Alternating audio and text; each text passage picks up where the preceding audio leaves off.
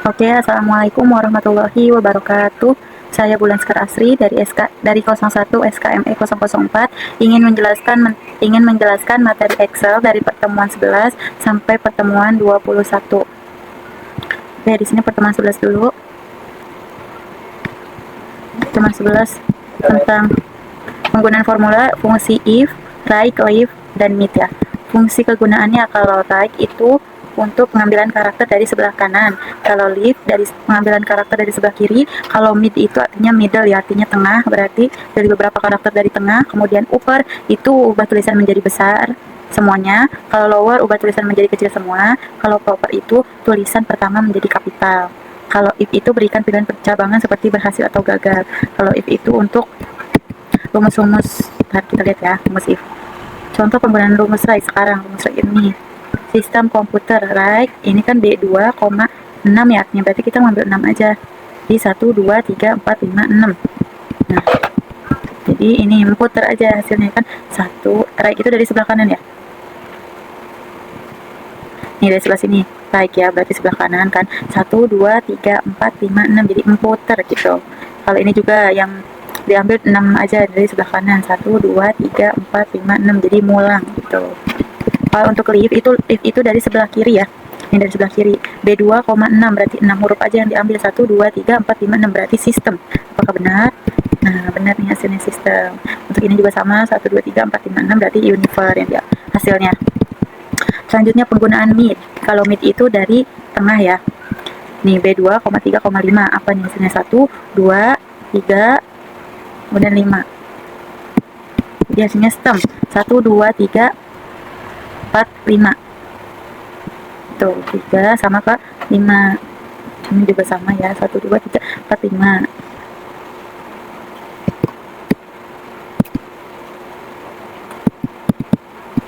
Kalau upper, ini upper itu untuk huruf besar semua ya.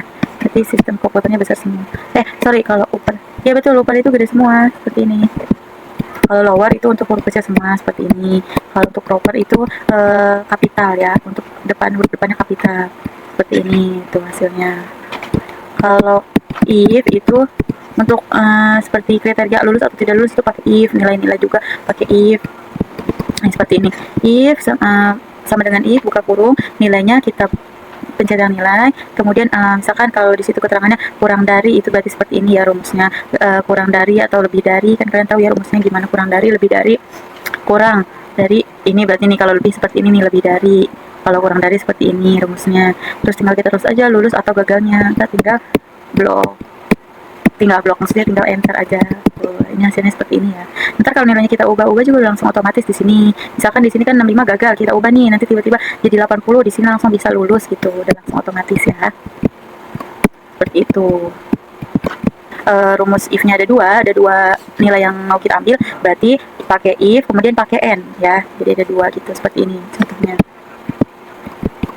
Nah, seperti ini sama ya, apa kita mau pakainya lulus, tidak lulus, atau mau pakainya grade ABC itu bisa ya, sama aja. Rumusnya seperti itu. Kalau untuk dua nilai yang misalkan nilai salah satunya harus 70 gitu, atau nilainya intinya ada dua, jadi di situ nanti ada keterangannya nilainya, atau kalau ada atau berarti pakai rumusnya if or gitu ya. Itu kalau untuk ini yang ada grade-nya ya, seperti if tuh D2 dipencet dulu seperti ini, lebih dari 60 itu mendapatkan E. Kalau yang ini if n, kalau udah yang kedua itu pakai n, berarti if n lebih kurang dari 60 itu, atau kurang dari 69 itu D gitu, hasilnya seperti itu ya. Betul. Kita lanjut lagi untuk pertemuan ke-12. Pertemuan ke-12 ini tentang fungsi lookup sama lookup ya. Apa itu lookup? Lookup. Nah, yang aku jelasin Excel juga pernah aku jelasin ya waktu pas bikin video tutorial di Excel. Kalau lookup itu jenisnya V, berarti kalau V itu data yang vertikal gitu. Jadi kita pakai rumus lookup. Bedanya kalau lookup itu horizontal. Nah, itu ya. Ini udah latihan-latihan gitu, kita lewat aja kita intinya. Nah, kalau lookup itu berbeda dengan lookup. Lookup merupakan horizontal lookup, di mana kita mencari data ke bawah. Contoh seperti di bawah. Nah, nih kalau horizontal seperti ini, tabel yang mau kita ambil. Ini nomor baris ke-1, ini nomor baris kedua, gitu ya. Ya, sebelum buka tutup kurung itu di sini pasti ada kayak 0,2, 0,3, karena itu maksudnya 0,3 itu untuk untuk kolom ketiga atau untuk baris ketiga, seperti itu ya datanya. Jadi misalkan yang mau kita cari itu adanya nih di kolom ketiga atau 1, 2, 3, 4, di kolom keempat, berarti di sini 0,4, 0, seperti itu. Oke, itu ya. Lanjut untuk pertemuan ke-13. Ya, pertemuan ke-13. Penggunaan formula dan fungsi sort validasi.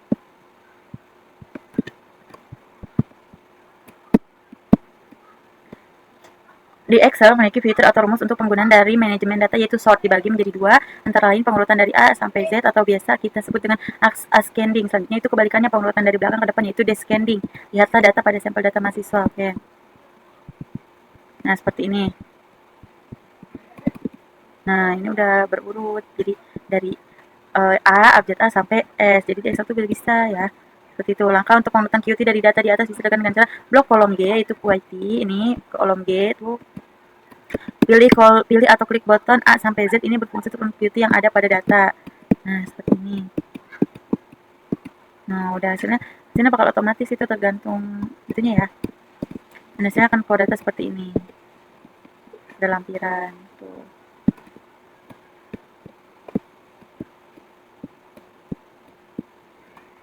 Ini ya, sama kita bisa mengurutkan gitu. Sebagai catatan, tidak boleh ada tabel yang menggunakan match cell karena fungsi sort tidak akan berfungsi atau error. Itu nanti. Untuk memunculkan filter, kita bisa lakukan dengan memilih sel mana saja, lalu pilih button A to Z atau Z to A. Terserah kita mau dari atas ke bawah atau dari bawah ke atas, seperti itu. Nih, ini juga ya. Nih, ini sebelum dibuat itu A sampai Z, blok datanya dulu semuanya, masuk ke menu tab. Masuk ke menu tab. Lalu akan muncul pilih menu filter, maka filtering akan muncul. Nih, jadi di sini kan pencet urutan dan filter gitu. Nah, pencet yang itu, kemudian sudah jadi seperti ini. Pilih menu button data. Tombol filter muncul di dalam kolom dan klik tombol filter. Kemudian dan tombol filter akan muncul secara otomatis pada judul yang kita buat seperti di atas pada kolom apel, anggur, kiwi, pengiriman dan prioritas. Itu ya.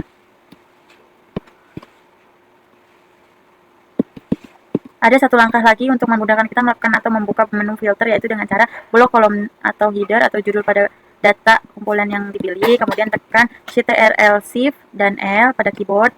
Nomor 3, tombol filter akan muncul secara otomatis, dan ini biasanya dinamakan dengan shortcut atau jalan pintas. Seperti itu ya. Validasi atau validation adalah beberapa cara untuk memastikan data tersebut. Ikuti langkah berikut untuk melakukan validasi. Pilih atau blok data yang akan digunakan. Blok dulu, kemudian masuk ke button data validation atau data validasi di data tools. Nih, seperti ini ya. Kemudian pilih validasi data. Nah, akan muncul seperti ini. Kita bisa lakukan sesuai dengan keinginan atau kebutuhan pada data yang akan digunakan. Tuh. Serah ini diisi, tambahin aja. Tuh. Jadinya akan seperti ini. Lanjut ke pertemuan 14.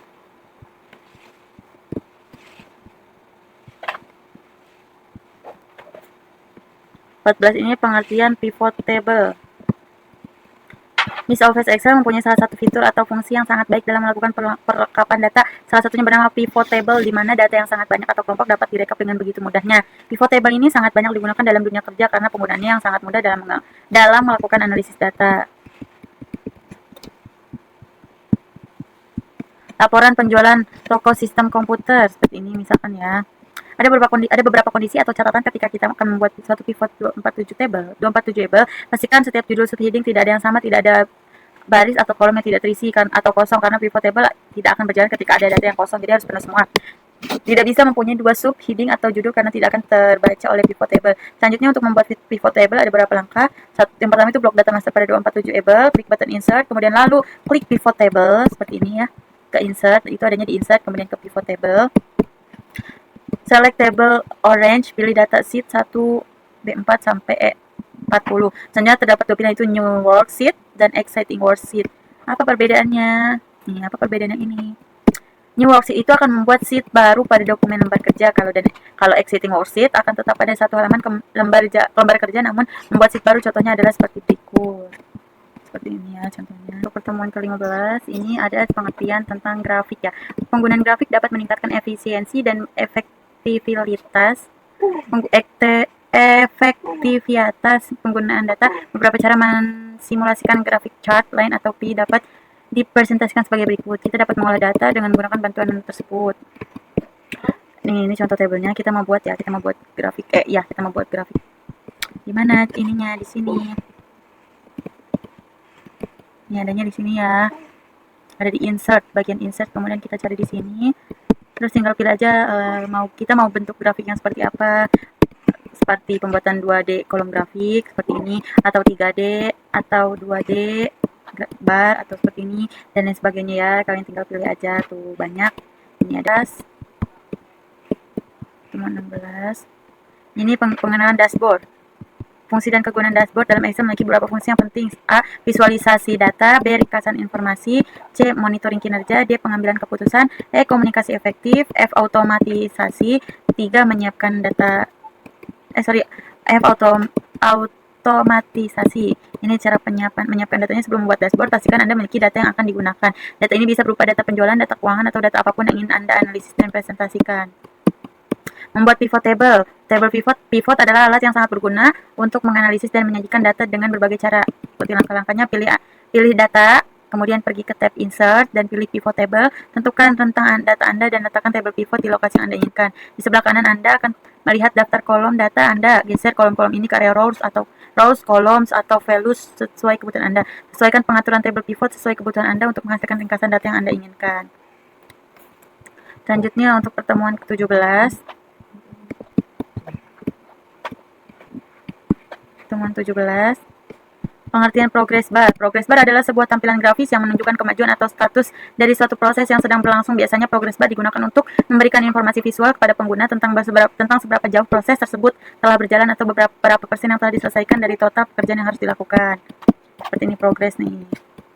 Progress bar. Fungsi utama dari progress bar adalah memberikan informasi visual kepada pengguna tentang kemajuan atau status dari suatu proses. Beberapa fungsi penting dari progress bar. Yang pertama ada A. Memberikan feedback visual. B. Memperkirakan waktu tersisa. C. Mengurangi kecemasan. D. Memfasilitasi pemantauan. E. Meningkatkan pengalaman. Oke. Selanjutnya untuk pertemuan ke-18.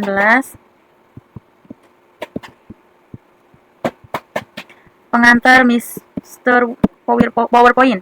Kalian udah tahu ya, PowerPoint itu biasanya digunakan untuk presentasi gitu. Beberapa hal yang dapat di PowerPoint merupakan program presentasi yang digunakan untuk menampilkan informasi, umumnya dalam bentuk slideshow. Program presentasi dapat dimanfaatkan dalam berbagai bidang, termasuk pendidikan. Dalam bidang pendidikan, PowerPoint dapat dimanfaatkan untuk membantu dalam progres pembelajaran. PowerPoint ini sangat membantu ya dalam proses pembelajaran, diantaranya dalam hal berikut: menjelaskan sesuatu yang abstrak hingga menjadi kelihatan nyata, kemudian membuat pembelajaran lebih menarik, membuat pembelajaran interaktif, dapat membantu memperjelas konsep. Seperti ini ya, kalian mungkin sudah pada bisa ya, udah ngerti. Tinggal diedit aja, klik menu start, kemudian Microsoft Office PowerPoint 2010 atau pilih all program Microsoft Office, kemudian Microsoft Office PowerPoint. Seperti ini bagian-bagian pada Microsoft PowerPoint seperti ini. Ya. Nih. Ya. Selanjutnya untuk pertemuan 19. Pertemuan 19 itu menambah slide. Bukalah program PowerPoint Anda, selanjutnya tambahkan 2 slide sehingga Anda mempunyai 3 slide. Gimana caranya? Silakan buat slide kedua menggunakan cara 1, menggunakan tool di ribbon, dan slide ketiga menggunakan cara ketiga mengandalkan slide. Seperti ini. Kita ke home, kemudian ke new slide, kemudian ada tuh CTRL-M. Maka akan muncul slide baru, slide kedua seperti ini. Jadi kalian punya slide kedua gitu. Begini ya. Menyisipkan gambar, pertama buka Microsoft PowerPoint, kemudian tampilkan awal Microsoft PowerPoint. Seperti ini. Selanjutnya untuk pertemuan ke-20.